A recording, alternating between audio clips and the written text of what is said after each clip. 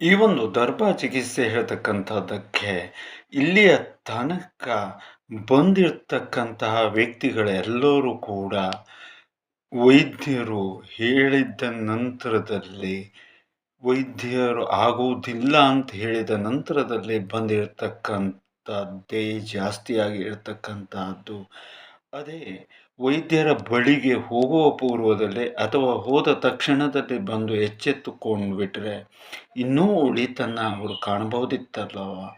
ಆದರೆ ಎಲ್ಲವೂ ಆದ ನಂತರದಲ್ಲಿ ಬಂದು ಈ ಥರ ಮಾಡ್ಕೊಳ್ಳೋದಕ್ಕಿಂತನೂ ಆರೋಗ್ಯವನ್ನು ರಕ್ಷಣೆ ಮಾಡ್ಕೊಳ್ತಕ್ಕಂಥದ್ದು ತುಂಬ ಉತ್ತಮವಾಗಿ ಇರತಕ್ಕಂತಹದ್ದು.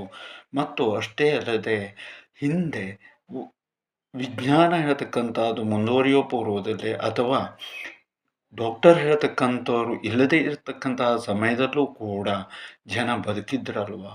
ಇದಕ್ಕೂ ಹೆಚ್ಚಿನ ರೀತಿಯಾದಂತಹ ಆರೋಗ್ಯವನ್ನು ಹೊಂದಿದ್ರಲ್ವ. ಇದಕ್ಕೂ ಹೆಚ್ಚಿನ ರೀತಿಯಲ್ಲಿ ಅವರು ರೋಗದಿಂದ ವಾಸಿಯಾಗ್ತಾ ಇದ್ದರಲ್ವ.